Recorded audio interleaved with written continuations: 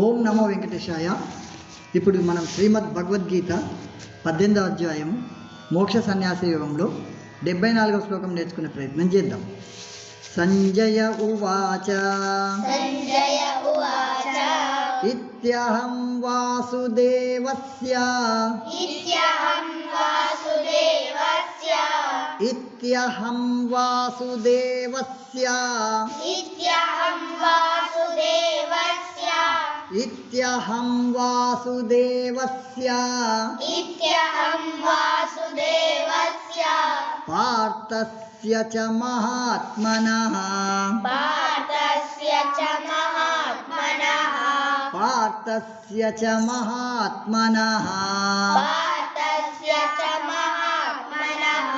పార్థస్య చ మహాత్మనః సంవాదమిమమ శ్రౌషం సంవాదమిమమ శ్రౌషం సంవాదమిమమ శ్రౌషం అద్భుతం రోమహర్షణం అద్భుతం రోమహర్షణం అద్భుతం రోమహర్షణం సంజయ ఉవాచ ఇత్యహం వాసుదేవస్య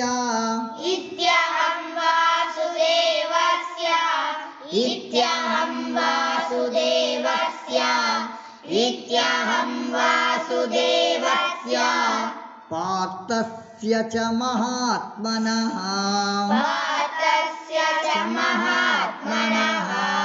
పార్థస్య చ మహాత్మనః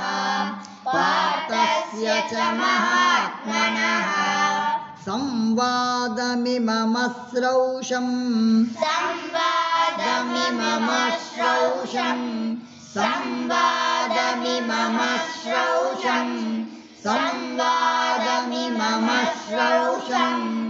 అద్భుతం రోమహర్షణం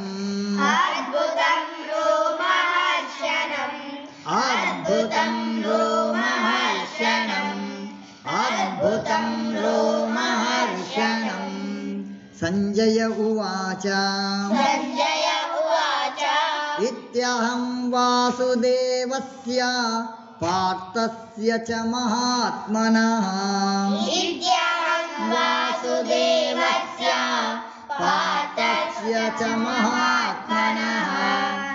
ఇత్యహం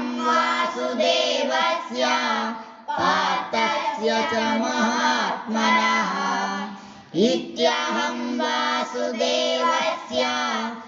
పార్థస్య చ మహాత్మనః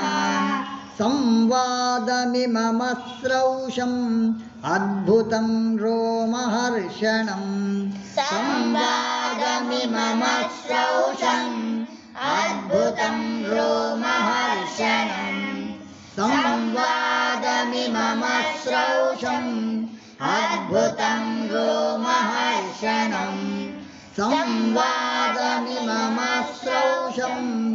అద్భుతం రోమహర్షణం సంజయ ఉవాచ ఇత్యహం వాసుదేవస్య